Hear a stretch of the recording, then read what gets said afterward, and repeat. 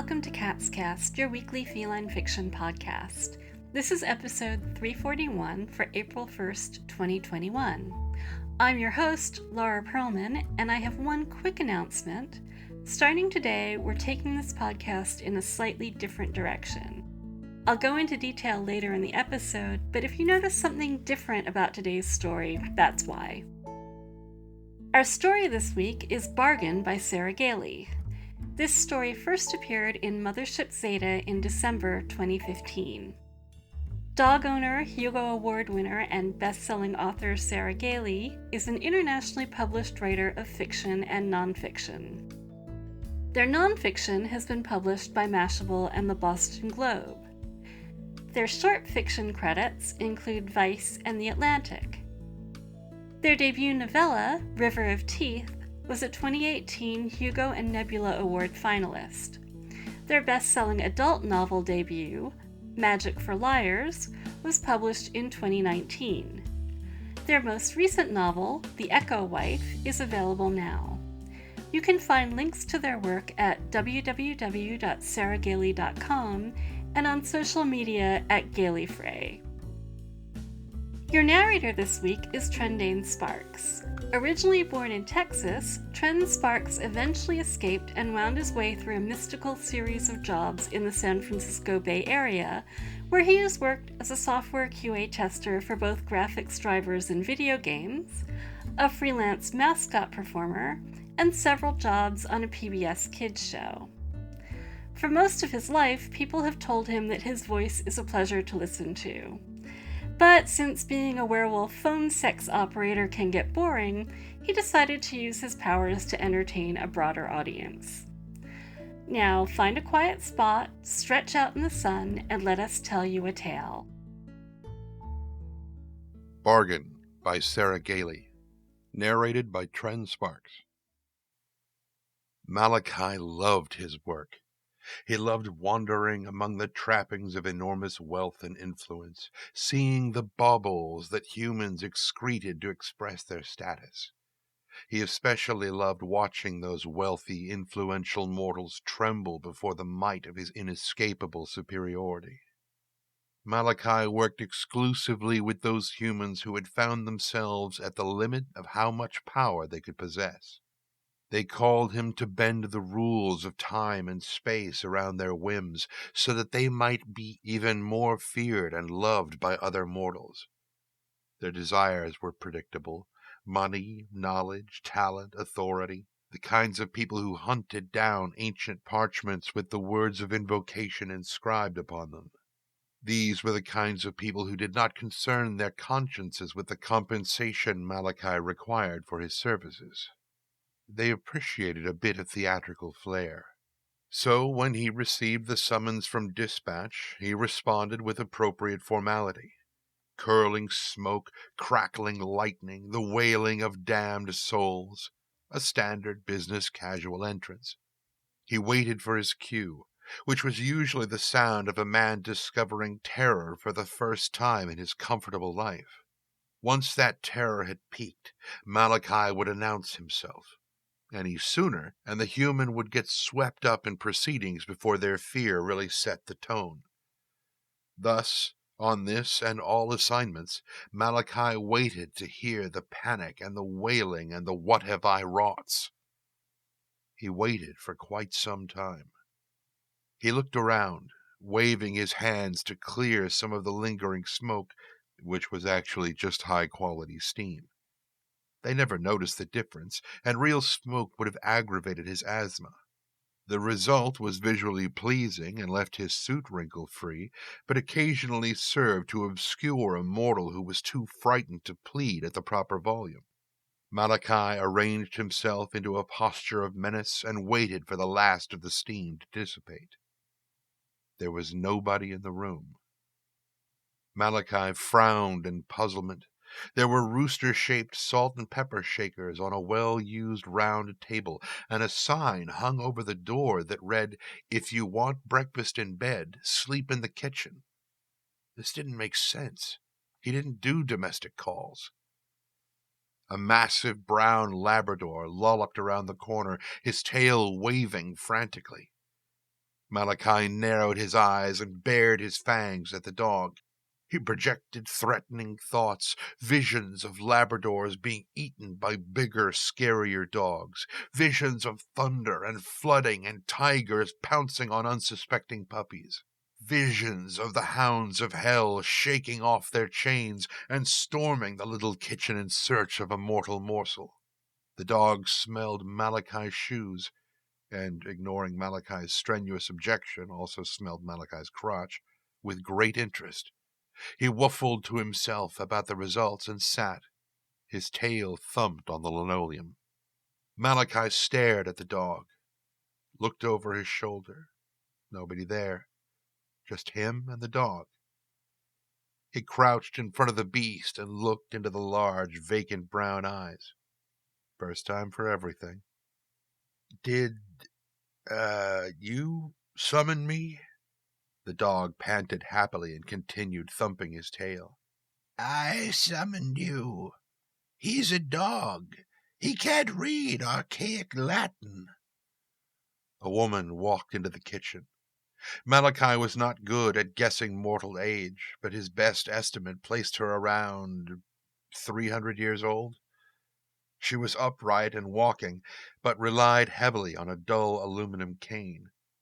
Her back was straight and her eyes were clear, and Malachi assessed her as aware of her encroaching mortality, but not intimidated by it. Malachi drew himself to his fullest, most menacing height and began billowing smoke, steam.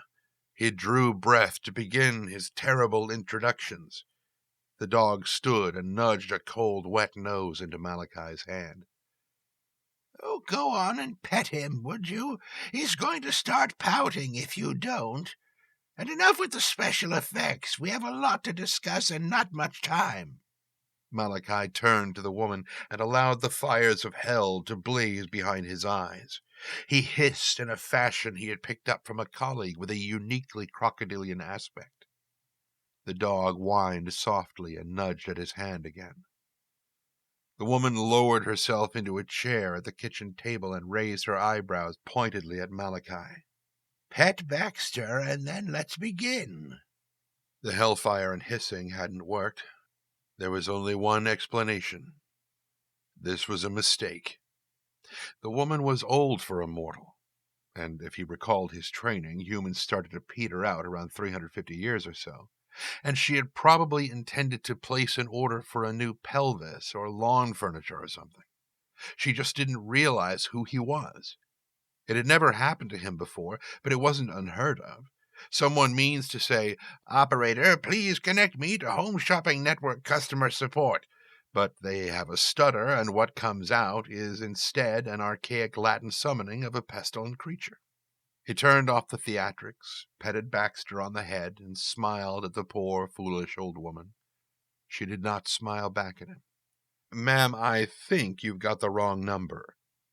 No need to scare her. Malachi liked to startle the hubris out of mortals, but causing cardiac arrest in little old ladies gave him no particular satisfaction. He would approach this gently. Oh? A look of very mild concern crossed her brow. Well then, who are you? Malachi was not used to delivering this next part without a certain amount of panache, but he tried to subdue his tone so as not to shock the woman too badly. Only a small rumble of thunder trickled out. He was proud of his restraint. I am the great and ominous Malachi, devourer of miscreants, archduke of nightmares, usurper of souls. I am he who is called Despair. Her brow unfurrowed, and she gave a satisfied nod. It was you I wanted, all right. Please take a seat. My name is Lydia. Would you like some tea? I have lemon zinger and sleepy time. The Archduke of Nightmares patted Baxter's flank as his lemon zinger steeped. Baxter is getting on in years, but he's too dumb to realize it, just like he's too dumb to be afraid of you. Lydia's hands shook slightly as she lifted her own teacup. The teacup was misshapen and had "Number 1 Grandma" painted across the front in drippy glaze. Or maybe he's like me. too old to be afraid of you." Baxter laid his head on Malachi's knee and sighed with deep contentment. The usurper of souls tried to shove the dog away to no avail. Malachi felt awkward. He had always held a strong position during negotiations. He would arrive with smoke, steam, lightning, baying of hounds, etc., and then he would speak his title. The person who had summoned him would wet themselves or drop a glass and start gibbering tearfully, and then they would plead for mercy, and they would offer the life of whatever chump they had available, and then the bargaining could begin. This woman did not seem to know the procedures. He fidgeted in his chair and scratched Baxter's huge blocky head. "So then, frail mortal." "Oh, please, no need to be so formal. Call me Lydia." "So then, Lydia, do you know the covenant which you so foolishly invoke at your peril?" He rolled the R in peril to make up for the loss of frail mortal. "Oh, yes, Malachi, I know." "What foolish mortal have you designated to fulfill the bargain?" "Myself." Lydia folded her hands on the table with an air of finality. "And where is the foolish Wait, what?" "I will pay." Malachi retracted his claws enough to gently lay a hand on her wrist. "No, Lydia, I'm asking who you're going to sacrifice. Look, I really don't think you get how this works." Lydia looked at him coolly. "I understand quite well. You grant a request, and you take a soul. Well, I am making a request, and then you are going to grant it, and then you'll take my soul as payment. This is not difficult to understand, dear." Malachi shook his head. He was deeply relieved to find that this was not going to work. "I can't bill you in arrears. Payment up front. Sorry, it's policy. Nothing I can do about it." He stood to leave. "Thank you for the tea." Lydia rapped a gnarled knuckle sharply on the wooden tabletop. "Sit down, young man. We are not finished here." Malachi brushed dog fur off of his suit pants. "Look, lady, I can't help you. Sit ye down, pestilent creature." Her words were imbued with the power of the summoner. Malachi eased back into his chair. The power of the summoner had not been wielded against him in some time. He thought the practice had died out long ago. Baxter returned his head to Malachi's lap and drooled agreeably on his knee. "Now," The old woman pursed her lips at the demon. "I know the bargain. I'm not stupid, and it's not complicated. I don't need to be alive for my request to be granted." Malachi's front two sets of ears perked in spite of his intent to sulk. So she did know the procedures and the technicalities. Lydia noticed his interest and continued with greater confidence. "I want you to save my wife. She has cancer, and she's going to die, and I want you to make it so that she lives." Heaviness settled over the room. Mortals and their cancer. They were always getting cancer. Tears shimmered briefly in Lydia's eyes. Malachi looked at Baxter, giving the mortal a moment to collect herself. He rubbed the dog's velvet ears. "So you want me to save her and take you?" He did not lift his gaze from the top of Baxter's head. Lydia sniffed delicately. "Yes, I want you to make her young and healthy again. Not too young, mind you. She was happiest around 35. I remember because it was our 10th anniversary, and she turned to me and said, 'This is the best I've ever felt.' And we laughed because, we were supposed to be these middle-aged women now, and She broke off and put a hand over her eyes. Malachi was embarrassed for her. Fear displays he could handle, but this was out of his wheelhouse. Hoping to escape her tears, he crouched on the floor to rub Baxter's belly. The dog let out a deep groan like the timbers of an old ship settling. Lydia laughed as she patted her cheeks with a napkin. That's a good sound from him. Before he could stop himself, Malachi laughed too. I know. We have some hounds at HQ that make the same noise when we feed them thieves' souls. When he looked back up at Lydia, she was smiling sadly. So, I've said my goodbyes. I'm ready whenever you are. Deborah's just in the other room. Would you like to see her? Do you need to be in the same room to do it? She won't know you're here, I'm afraid. Palliative care. Malachi did not want to see the dying female. He also did not want to take Lydia's soul. For the first time in his career, he did not want to do his job. Lydia folded her hands on the table again, a gesture of infinite patience. He stalled desperately.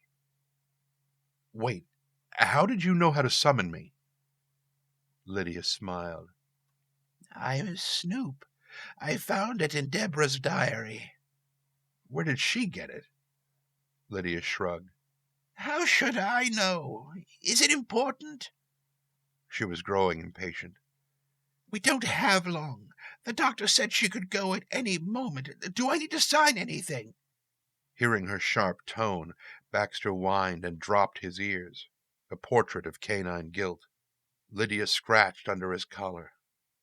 Good boy. Don't worry. I'm not mad at you. Malachi wanted to stall more, but didn't want Baxter to blame himself for Lydia's frustration, so he came clean. Jeez. This is... I don't want to take your soul, Lydia. This is a bad arrangement. Sacrifices, they're meant to be selfish. Most people kidnap someone or trick a spouse or buy a baby on the black market. It's supposed to be, you know... He looked at her meaningfully, but her face remained blank. Evil! Lydia frowned. Well, I don't want to kidnap anyone, and I only get one request, right? You can't make us both young again, so why would I want to stick around? To be old and alone? No, thank you. She folded her thin arms across her chest with an air of decision. Malachi didn't like the feeling of conspiring with a foolish mortal, but he felt compelled by propriety. This woman was doing it all wrong. He lowered his voice. I could probably do it if you held hands with her and if you phrased it just right. I demand that you make us young and hale again, pestilent creature. Something like that. But you still need a sacrifice, and I'm sorry, but I don't have anyone else to give you. Baxter rolled onto his back, hoping to elicit more belly rubs.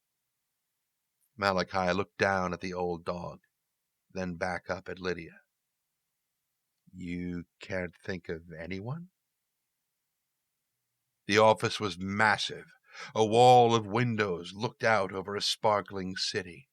The spotless desk was made from brushed platinum. The desk chair was upholstered in premium tiger leather. Several overstuffed armchairs were poised around a coffee table made from interlocking elephant tusks. A man in a white suit stood facing a towering fireplace, his hands clasped behind his back. In the fireplace, a sheet of ancient parchment smoldered and crackled. On a panda skin rug, his captive writhed, struggling to free herself from her bonds before she was to be sacrificed. The man turned as he finished the invocation, prepared to face the demon. He would dominate it, bend it to his will. He would own this city. He would own the world. Smoke, steam, billowed through the room. A peal of thunder sounded from somewhere near the brushed platinum desk, and a bolt of lightning split the ivory table in two. The hounds of hell snarled their rage and whuffled their interest in belly rubs, and the man in the white suit could hear the crackling of their iron chains as they strained to tear his soul from his body with monstrous gnashing teeth. A figure appeared in the smoke. No, two figures. I am the great and ominous Malachi, devourer of miscreants, archduke of nightmares, usurper of souls, master of the hound of chaos. The man in the white suit cowered. A dark stain spread across the front of his slacks. The hound of chaos farted softly. Baxter, damn it! You... Sit, Baxter, sit. The man in the white suit coughed. Please, oh ye harbinger, I beg your mercy. The hound of chaos sat and thumped his tail against the platinum desk. The devourer of miscreants fed him a treat and clicked a little metal training tab before rounding on the man in the white suit. Frail mortal, do you know the covenant which you so foolishly invoke at your own... Baxter, down. No, don't pet him. He needs to learn not to jump up on people. Baxter, sit. Malachi gave up. The hound of chaos was well on his way to becoming a suitable companion, but he had no sense of theater at all. The Archduke of Nightmares let out a sigh as the man in the white suit rubbed the hound's velvet ears and repeatedly affirmed his status as a very good dog. It had been worth it, though. It had been worth it to see Lydia and Deborah together, young again, so in love. That had been his first time seeing mortals weep with anything other than terror, and it had been worth the farting and the crotch-sniffing and the endless, constant shedding. And besides, Malachi thought, even if Baxter lacked a sense of theater, he really was a very good dog.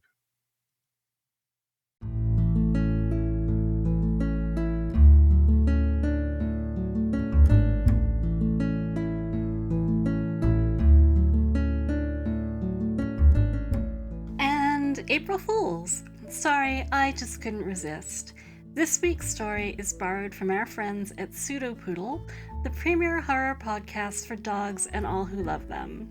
Don't worry though, next week we'll be back to all cats, all the time. A dog's death isn't usually a happy occurrence, but it is in this story. Baxter seems to be enjoying his role as the Hound of Chaos, and why wouldn't he? He's clearly an extrovert, and he gets to meet lots of new people. He's also good at his new job, or bad at it, depending on your perspective. We've seen him twice break down the barriers in what were supposed to be adversarial negotiations. That seems particularly relevant in this year of Zoom calls, where cats and dogs and children have popped up and made work or school, or in the case of that lawyer cat, even court proceedings a little more human.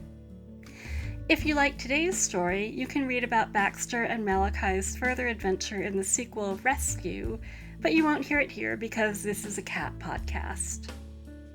Today's episode is brought to you by audio producer Peter Baravesh, art director Matt Dovey, editor Laura Perlman, and executive producer Marguerite Kenner. The opening and closing music is Easy Lemon by Kevin MacLeod. CatsCast is a production of Escape Artists Incorporated and is brought to you with a Creative Commons Attribution, Non-Commercial, No Derivatives license. Don't change it, don't sell it, please do share it.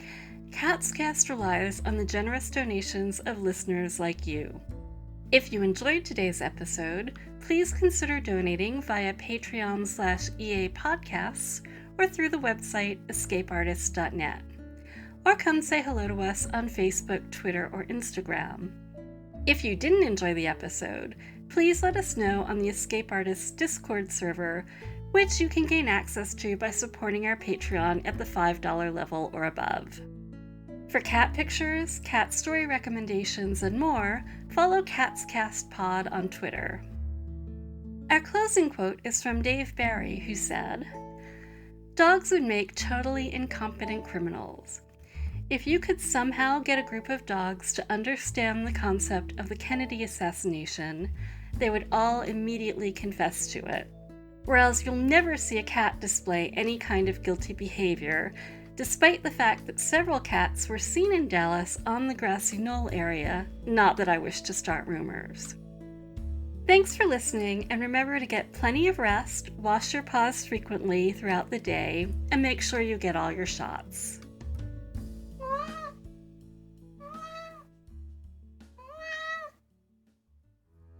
How much is that doggy in the window? Their bark left you haunted and pale. Deep down, do they know if they're a good boy? Or if sanity's ship has set sail? Escape Artists presents Pseudo Poodle, the premier horror podcast exclusively by and for the ones with a waggly tail.